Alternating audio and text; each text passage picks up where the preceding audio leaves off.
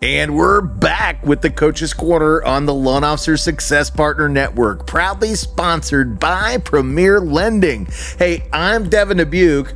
And I'm Coach Rick Koenig. Hey, together we're here to bring you strategies, insights, and the motivation you need to win in today's mortgage market.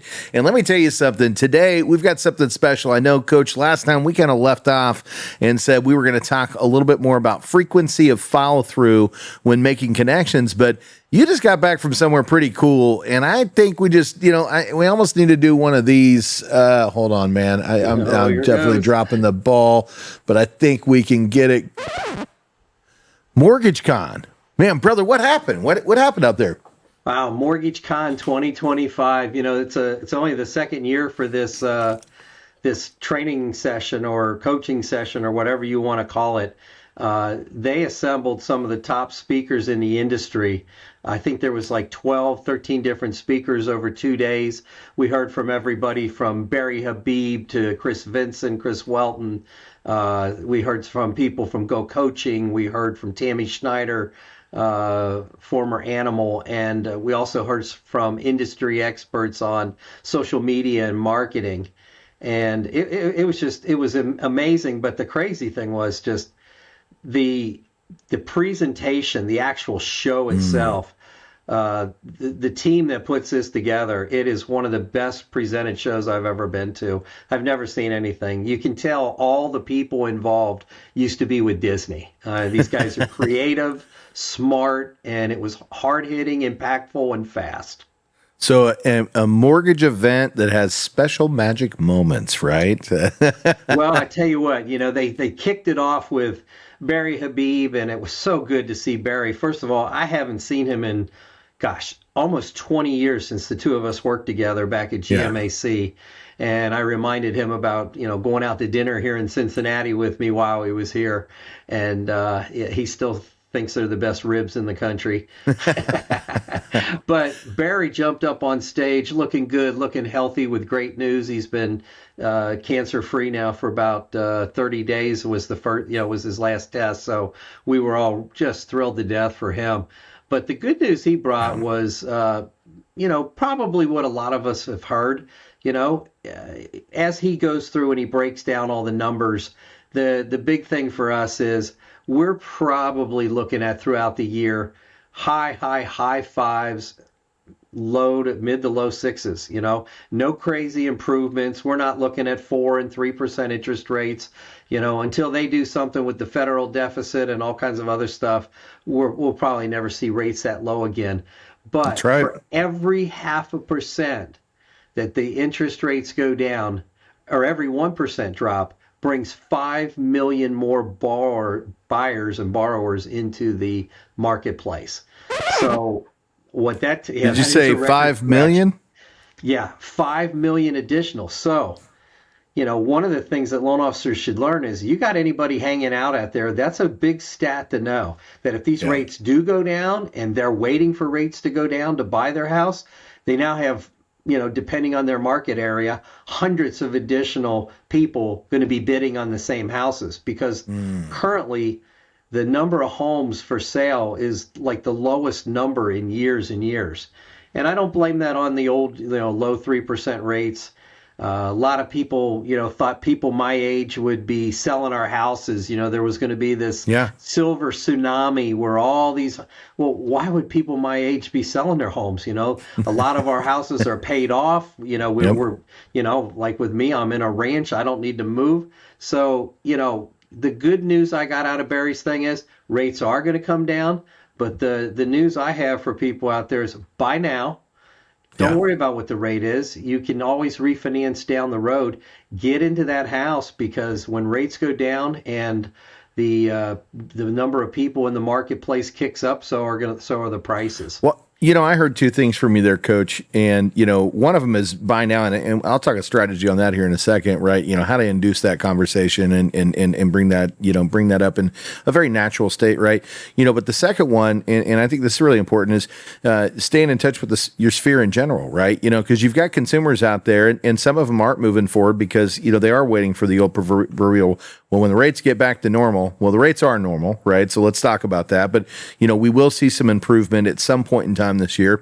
But at the end of the day, you need to be in touch with them, because if 5 million people are coming back to the market, at the same time, well, guess what? If you're top of mind, you're also going to get them on that side of it too. So I think this is a 2-point strategy, right? The first point is, let's get them excited about getting in the market today. And let's talk about some bullet points that can make that happen, right? So number one, statistical data always works, right? When you're trying to help somebody understand, when the right time to move forward is, having statistics behind it definitely helps, right? So you talk about 5 million people coming to market all at the same time. Well, there's a really good way to kind of refresh people's memory there. Hey, remember during COVID, 2019, 2020, and then 2021, right? When everybody was in the market together, what happened to the prices of homes? Number one, they went up in value, but number two, people were building. So not only was the purchase price higher, but you had more people that were all trying to get the attention of the consumer. So you either had to put a substantial amount more money down over the top to win the bid,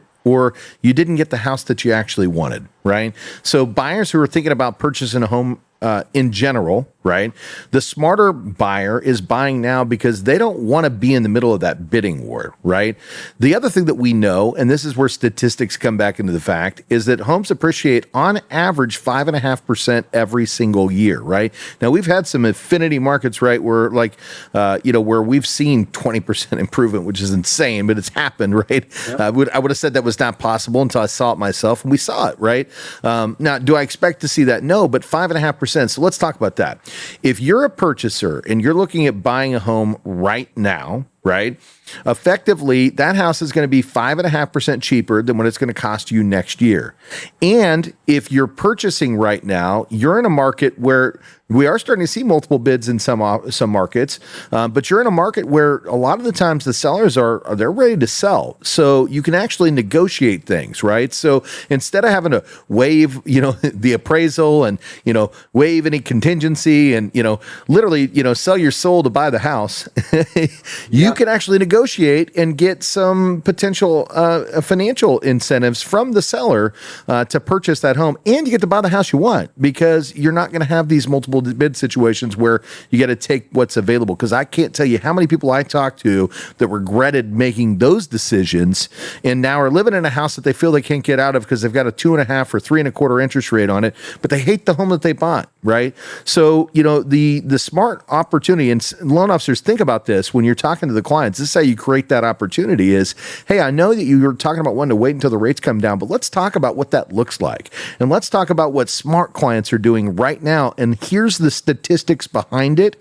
Let your home grow in equity while everybody else is buying at a higher price and already had the increase because of the market, but also multiple bids coming in where they're going to have to put more money over the top. Most importantly, you're just going to refinance.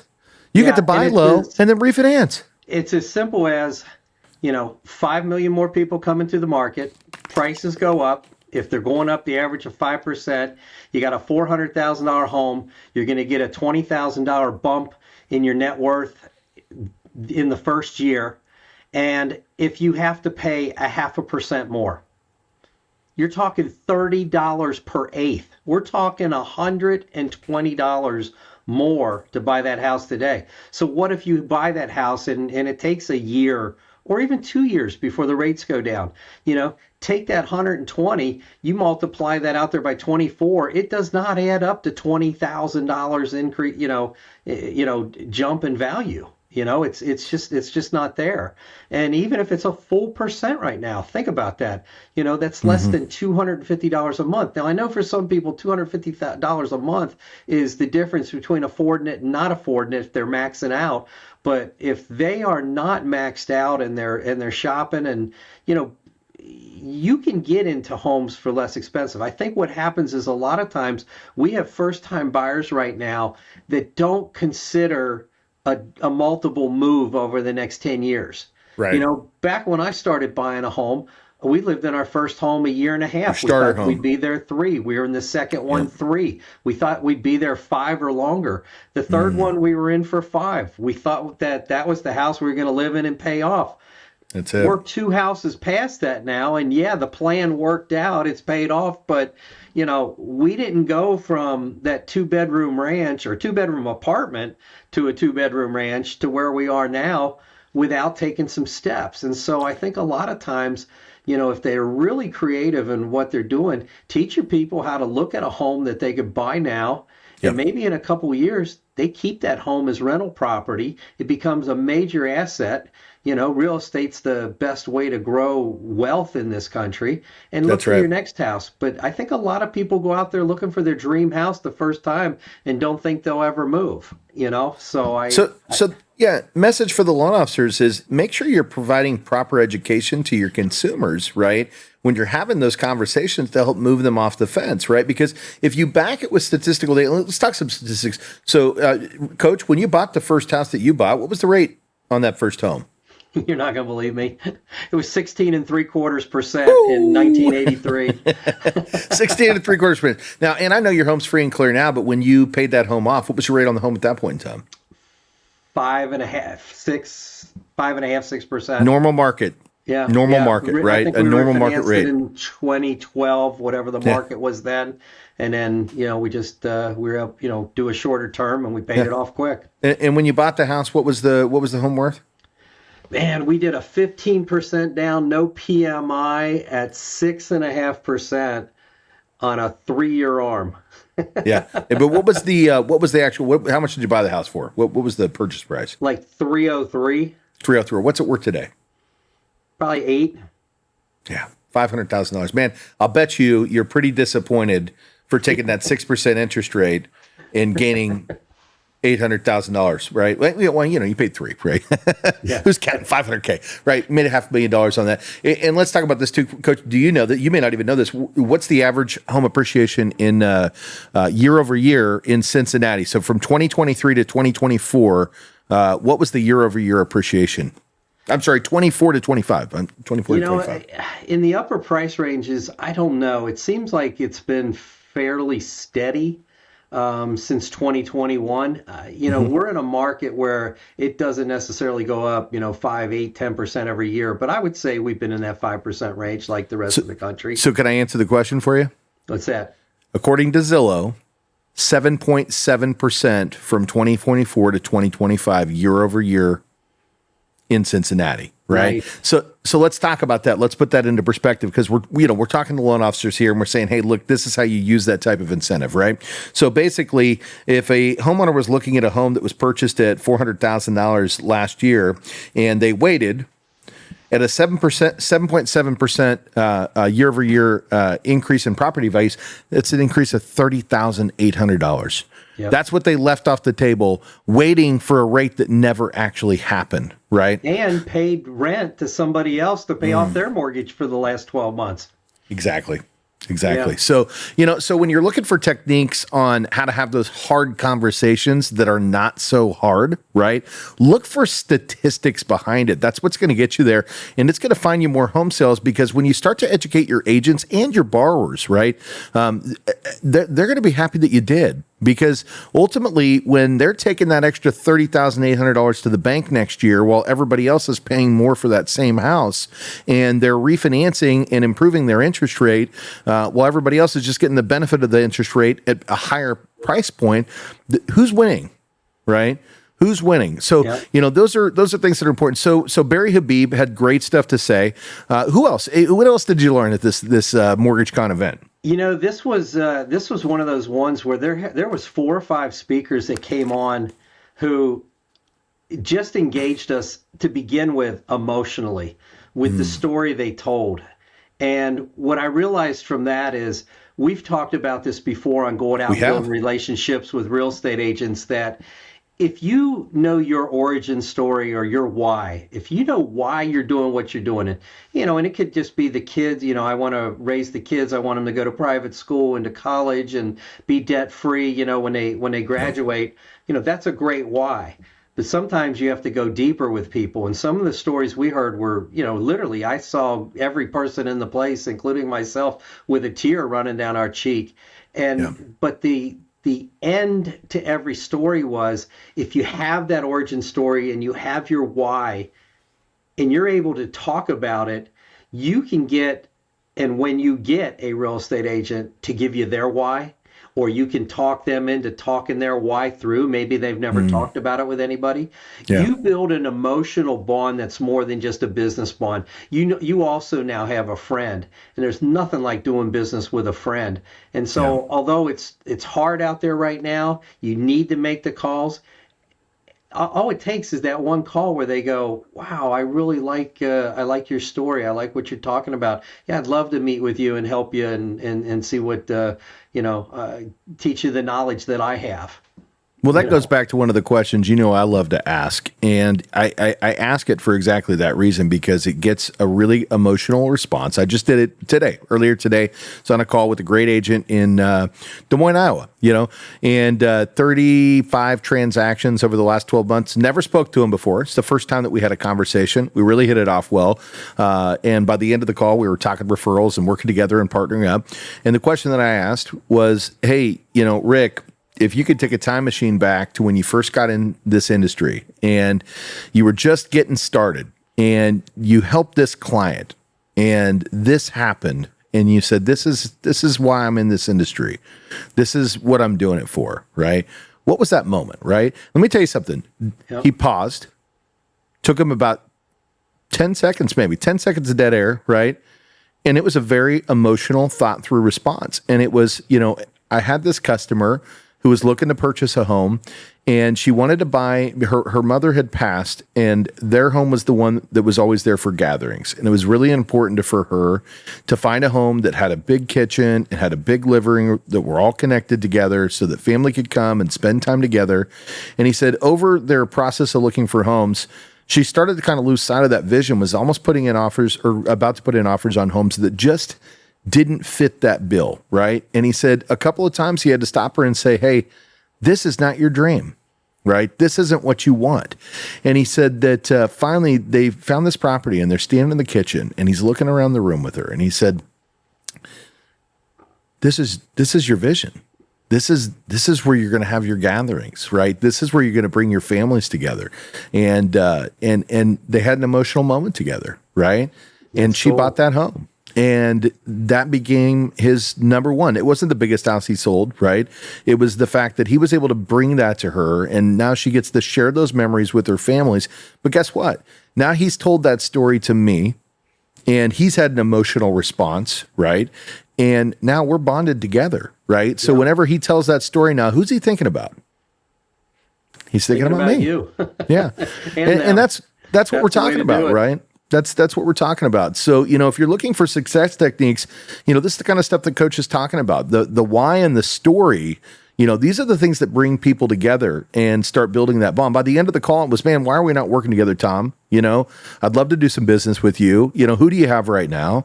And, we're talking about future partnerships together. I think it's great. So, and we're doing a podcast, right? We're going to do a podcast. So if you want to watch that one, come on over to the Real Estate Success Partner podcast. I think we're going to shoot that one next week, which will be the 28th of February, air probably somewhere around the first week of March. So if you want to see how those connections are made and how we're doing that, come visit us at the Real Estate Success Partner. That's part of the Premier Lending suite of podcasts that we're bringing to you. But Coach, I think we've covered as much as we can today. What do you think? Do we save the rest for next time? Oh yeah, by introducing these realtors to our team and letting them know how we'll put their message out there through one of our podcasts, it's unique. Not a lot of lenders are doing it, and I think what we'll need to get into is a little bit more in depth on what some of those speakers talked about. Whether it was marketing or whether it was social media or whatever. I'd like to pass on some of that information because really good stuff happened. Faris Faraj, the owner of Premier Lending, was with me, and we had a great time down there together, just as a team, but we also learned a lot of stuff, and some of it you just have to digest. In fact, I have to go back and look at all my notes. I got 11 pages of notes. digest so that I can remember everything. Yeah, I'm getting old, man. I'm not like you young guys. We'll bring the notes to the next one because inquiring minds want to know. Let's leave them one more nugget before we drop off. Again, talking to another great person and listen to them speak. Dave Savage, you guys probably know who he is, but more than me, right? You're listening to our show, but you probably know him more than me. He said, the 100% challenge. Challenge yourself to reach out to 100 people. His was in a day. He got through 81 people in one day. Look for people that have the most influence that not people you don't know. In this case, you're reaching out to people that you do know. And the ask is this, right?